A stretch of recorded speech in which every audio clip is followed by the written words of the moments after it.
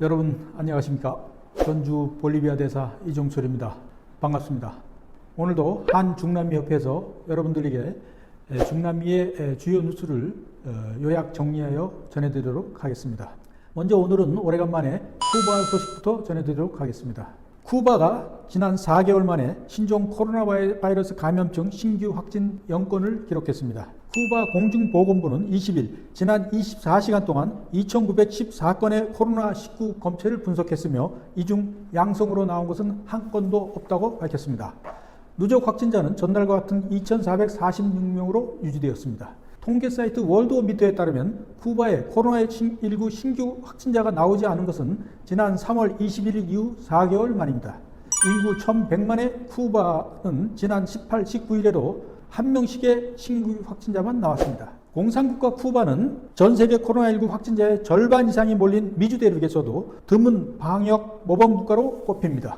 마스크 착용에 미온적이던 다른 소국가들과 달리 일찌감치 마스크 착용도 의무화하였습니다. 무엇보다 탄탄한 의료 시스템과 인구 대비 의사 수 1위인 풍부한 의료 인적 자원이 코로나19와의 싸움에서 강력한 무기가 되었습니다. 현재 쿠바에서 치료를 받는 코로나19 확진자는 38명으로 최근 몇 주 새 가장 적으며 위중한 상태의 환자도 한 명도 없습니다. 쿠바 당국은 그러나 코로나19 사태가 끝난 것이 아니라며 거리 두기와 마스크 착용을 유지할 것을 강조하였습니다. 다음은 쿠바 경제난 관련 소식입니다. 경제난이 깊어지고 있는 쿠바가 달러에 붙던 10% 세금을 없애고 달러 사용 허용 범위도 넓히기로 하였습니다. 17일 쿠바 공산당 기관지 그란마에 따르면 알레한드로 힐 경제장관은 오는 20일부터 미국 달러에 적용되던 10% 세금을 폐지한다고 밝혔습니다.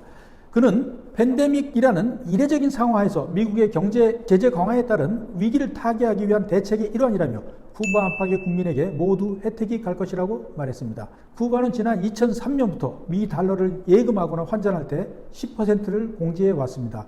10달러를 예금하면 계좌인 9달러만 남는 시기였습니다.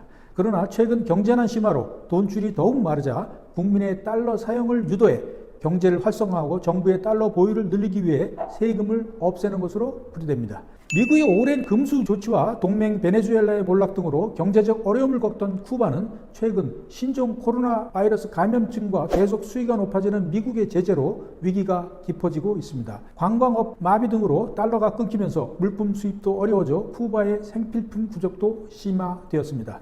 유엔사나 중남미 카리브 경제위원회는 올해 쿠바 경제가 8% 후퇴할 것으로 예상하였습니다. 다음은 멕시코의 치안 관련 소식 전해드리겠습니다.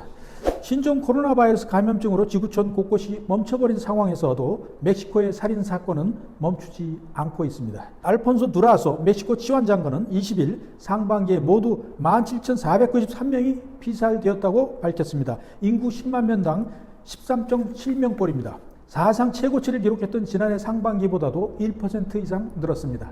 다만 멕시코 정부는 지난해 하반기보다는 줄었으며 월별로는 3월에 3,333건 이후 석 달 연속 내림세였다는 점을 강조했습니다. 6월 살인 건수는 2,851건이었습니다. 특히 여성에 대한 성폭행 살인 등 성별 요인이 작용한 살인 사건인 페미사이드는 전체 살인보다 더 큰 폭으로 늘었습니다.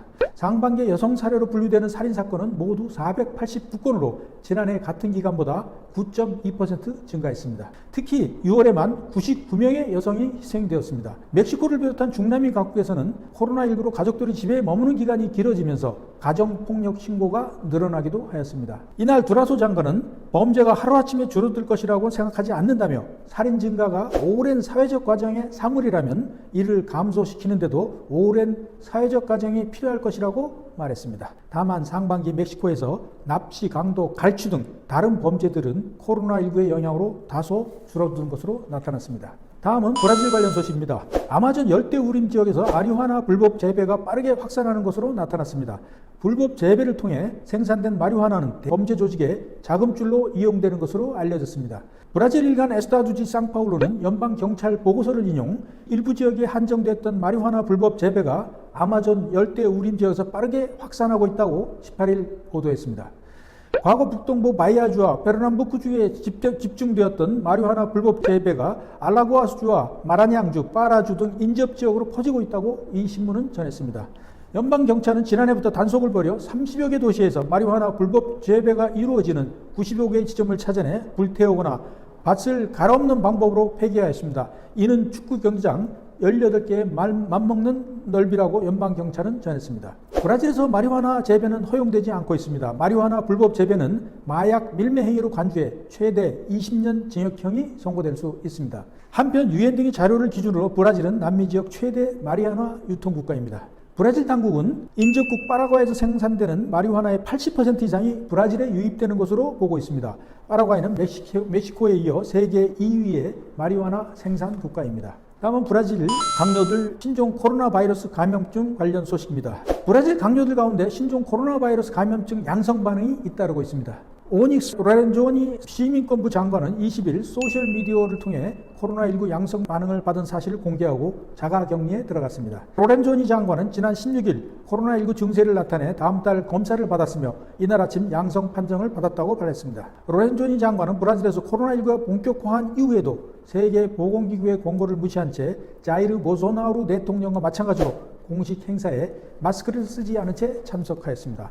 이어 이날 오후에는 미우톤 히베이루 교육부 장관도 SNS를 통해 코로나19 검사 양성 반응을 보였다고 밝혔습니다. 지난 16일 취임한 히베이루 장관은 오늘 아침에 코로나19 검사 결과를 통보받았고 격리 중이라고 말했습니다. 히베이루 장관 취임식에 장관 14명이 참석한 것으로 알려지면서 추가 양성 반응자가 나올 가능성이 있습니다. 브라질의 장갑급 강요 가운데 지금까지 코로나19 검사에서 양성 판정을 받은 사람은 아우구스투 엘레누 국가안보실장과 벤투 아우부케르키 광업에너지부 장관, 로렌조니 장관, 히베이루 장관 등 4명입니다. 대통령실에서도 코로나19 확진자가 잇따라 발생하는 것으로 알려졌습니다. 브라질 언론은 대통령실의 전체 직원 3,400여 명 가운데 코로나19 검사에서 확진 판정을 받은 사람이 지난 17일까지 150명에 달한다고 전했습니다. 이 가운데 최소 한 36명은 업무에서 배제된 채 자가격리 중인 것으로 전해졌습니다. 다음은 에콰도르와 아르헨티나의 부채 협상 관련 소식입니다. 남미 에콰도르의 채무 재조정 협상이 비교적 빠른 진전을 보이고 있는데 반해 아르헨티나와 채권단은 대치를 이어가고 있습니다. 에콰도르 경제재무부는 20일 174억 달러의 규모 채무에 대한 재조정안을 공식 제출하였다고 현지 일간 엘 코메르시오와 로이터 통신 등이 보도했습니다. 2022년에서 30년 사이 만기가 찾아오는 채권 10종의 만기를 2030년과 2035년, 2040년으로 연기하는 내용 등이 담겨 있습니다. 채권자들은 이 정부안에 대해 이달 말까지 표결하게 되는데 이미 전체 채무의 53%를 보유한 최대 채권자들은 이 안을 받아들인 상태입니다. 레닌 모레노 대통령은 지난 7일 일찌감치 주요 채권단과 역사적 합의를 이뤘다고 밝히기도 했습니다.